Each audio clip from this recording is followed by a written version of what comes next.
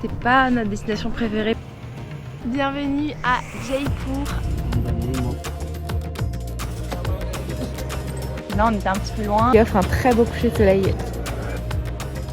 Bienvenue dans mon voyage en Inde de 2 semaines. Moi c'est Maë, je parcours le monde dès que j'en ai l'occasion et je suis actuellement en Inde. Après avoir découvert le sud de l'Inde avec Pondichéry, je suis maintenant dans le Rajasthan pour un road trip de 10 jours. Vous pouvez retrouver les épisodes précédents sur ma chaîne et aujourd'hui on découvre Jaipur en passant avant par Pushkar. Après 2 jours passés à Jodhpur, on a pris la route direction la ville rose de Jaipur et sur le trajet on a décidé de faire une halte à Pushkar. On aurait aussi aimé s'arrêter à Ajmer juste à côté, c'est une ville emblématique de la culture musulmane en Inde, mais on n'a pas eu assez de temps.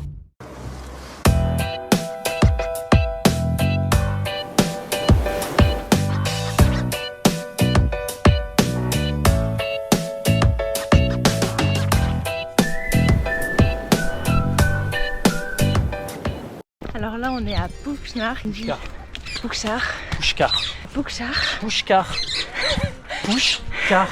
On est à Pushkar. Pushkar, c'est pas une ville comme les autres. Pour les hindous, c'est l'un des lieux les plus sacrés du pays parce qu'elle abrite l'unique temple au monde dédié au dieu Brahma, qui est le dieu créateur. La légende raconte qu'un pétale de lotus serait tombé de sa main pour créer le lac sacré de la ville, et c'est ce statut de ville sainte qui attire des milliers de pèlerins, mais aussi plein de touristes.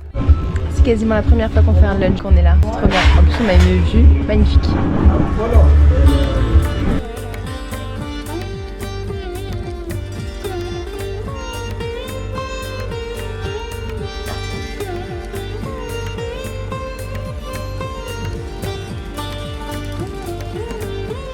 Donc il y a un temple au sommet de la montagne, on peut y monter soit par les télécabines qui sont derrière, mais il y avait trop de monde. Donc nous on a fait à pied, sachant qu'on va s'arrêter à peu près au milieu pour admirer la vue. Parce qu'apparemment il n'y a pas grand chose à voir au temple. Et ça, c'est censé être le désert. Donc ils proposent des balades à dos de chameaux, enfin des chameaux safaris et des safaris en jeep dans ça là, cette étendue de terre qu'ils appellent le désert. Et donc Pushkar, c'est pas notre destination préférée pour le moment. Ça se trouve entre Jodhpur et Jaipur et on s'y est vraiment arrêté parce que c'est un lieu spirituel qui est très très important. Et c'est vrai que nous, on n'a pas forcément ressenti toute cette spiritualité parce qu'il y avait énormément de monde qui allait au temple, beaucoup de bruit. Les gens étaient un peu plus insistants que dans tous les autres endroits qu'on a visités jusqu'à présent. Et il y avait également énormément de boutiques de touristes qui vendaient du textile, ce genre de choses. Donc pas de coup de cœur pour le coup. Bon, vous l'avez compris, on n'a pas trop aimé et quant à la visite du temple, il y avait tellement de monde que finalement on n'a même pas pu vraiment se poser ou apprécier l'architecture, les vibrations, etc. On est ressorti avec un sentiment de frustration sans avoir pu saisir la sérénité du lieu. Sachant que pour venir ici, on avait quand même fait 3 heures de route, dont de la piste qui était assez inaccessible. Et pour atteindre Jaipur, on a eu de nouveau 3 heures avec des bouchons sur la fin. Donc une étape pas obligatoire. Mais bonne nouvelle, après cette journée de transport, on est finalement arrivé à Jaipur et on a pu prendre un dîner directement dans notre guest house. C'est un thali, donc un assortiment de plats indiens.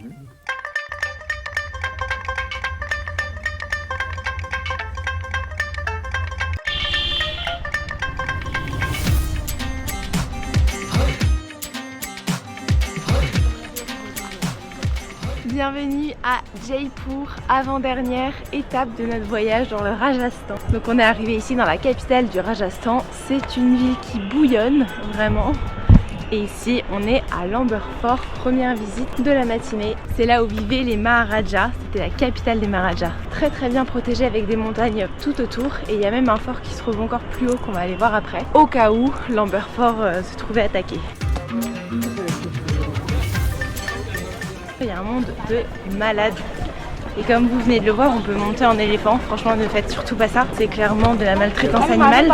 Il y a 185 marches, donc c'est facile à faire. Et les pauvres éléphants, ils font ça matin, midi, soir, plusieurs fois par jour. Je trouve ça encore fou qu'en 2025, on exploite les éléphants comme ça. Ça fait mal au cœur.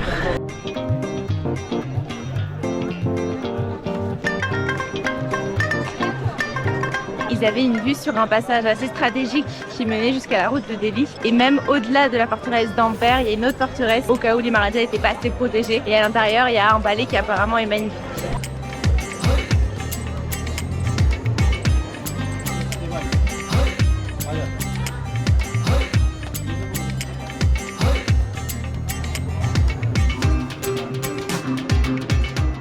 On a fini la visite de l'Amber Fort, c'était vraiment intéressant. On a pris l'audioguide sur le téléphone, mais c'est un tout petit peu moins cher qu'un vrai guide, donc vous pouvez très bien prendre un vrai guide. Et là, on va aller jusqu'au Jägarfort qui se trouve au-dessus. Donc je pense qu'à pied, on a pour une demi-heure de marche, ça grimpe pas mal. Ce matin, il y avait beaucoup de monde parce que les Indiens sont en vacances pour la fin de l'année. Mais comme le palais est grand, ça s'est pas trop ressenti. Par contre, sur la route en contrebas, c'est vraiment une catastrophe. Il y a un monde de malades.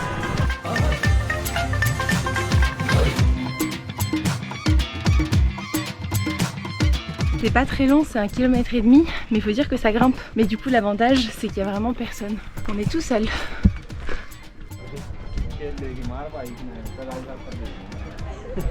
C'est agréable parce qu'il y a personne encore une fois. Par contre, on visite un peu une ruine. Je trouve que c'était plus intéressant de visiter le fort d'Amber en bas, on avait des explications. Ici, c'est un petit peu laissé à l'abandon quand même. Et pourtant, ça coûte le même prix qu'en bas.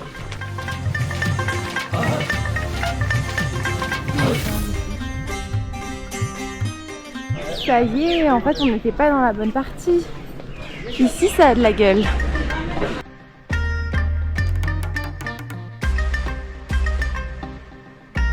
Et ça c'est le plus grand canon du monde sur roue.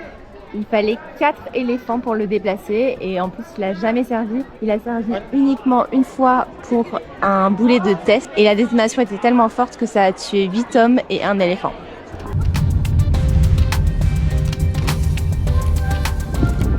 Bon, on était sur notre route pour aller au fort de Narangar qui se trouve à côté. Mais il y avait vraiment trop de monde. Le fort est à 10 km. Il y avait plus de 2 heures de bouchon, donc on a perdu une demi-heure dedans et finalement on a fait demi-tour. Donc là, le guide nous a déposé sur un point de vue où on peut voir aussi la ville et qui est magnifique. Et il faut savoir que les bouchons, c'est à cause des vacances scolaires qui ont commencé hier.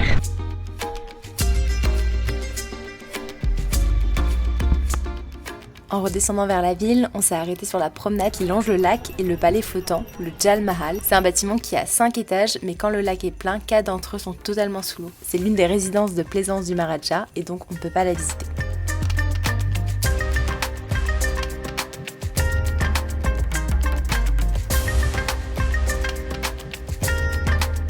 Du coup, cette journée se passe dans les embouteillages, très clairement.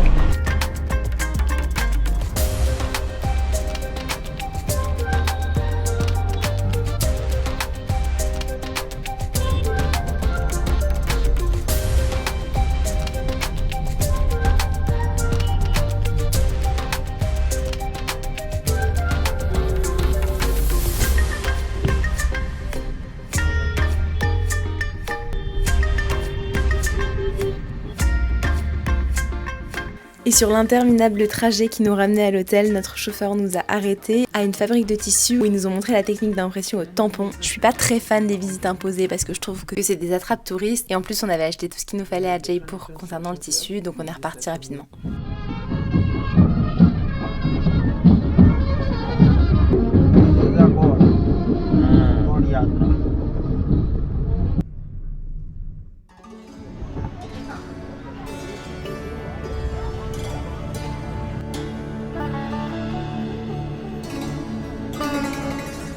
Deuxième jour à Jaipur et ce matin on n'a pas fait l'erreur d'hier, on s'est levé tôt.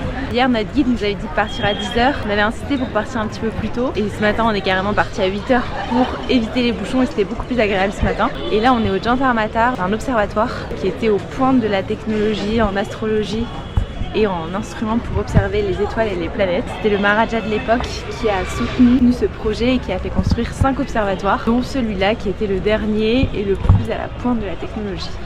Donc en fait tout autour de moi c'est des instruments qui servent pour l'observation des étoiles et des planètes et ça ressemble un petit peu à un musée d'art contemporain mais je pense qu'avec les explications je vais mieux comprendre le rôle de chacun. C'est l'instrument le plus parfait et complet. Et ici on a des instruments, il y a 12 instruments comme les 12 signes du zodiaque. Ici c'est le scorpion mais le scorpion qui a visiblement trop mangé de nourriture indienne. Et ça c'est pas un jeu pour enfants, hein. C'est bien un instrument d'astrologie. Et ça c'est le fort qu'on n'a pas réussi à atteindre hier à cause du monde, mais qui offre un très beau coucher de soleil sur la ville et en fait on le voit de plein d'endroits de Jaipur.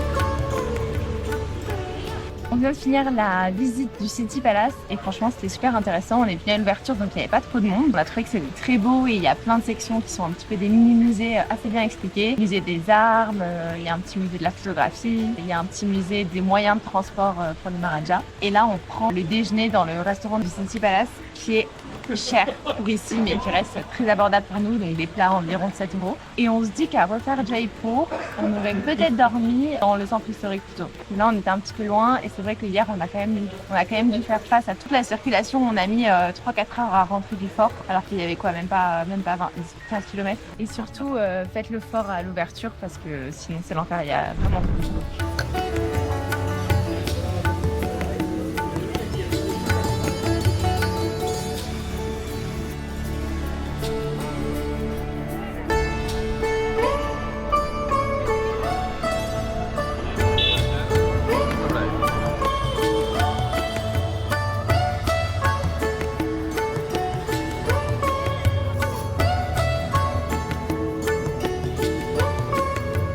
Arrêté dans un truc de street food pour prendre un cool fizz et une glace à la pistache sur des sticks de bambou.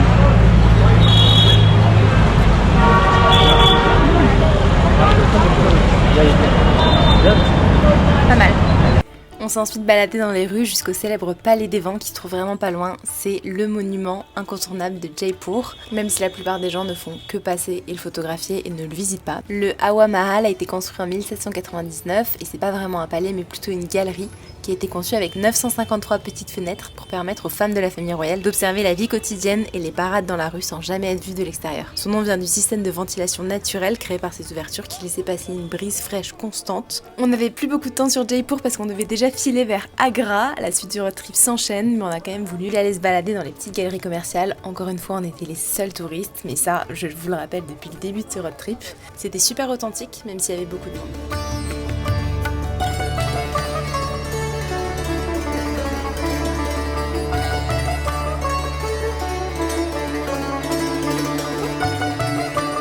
C'est la fin de cette vidéo à Jaipur, merci d'avoir suivi jusqu'au bout et la prochaine étape c'est le fameux Taj Mahal, donc abonnez-vous à la chaîne, laissez un petit like et on se retrouve très vite pour la suite.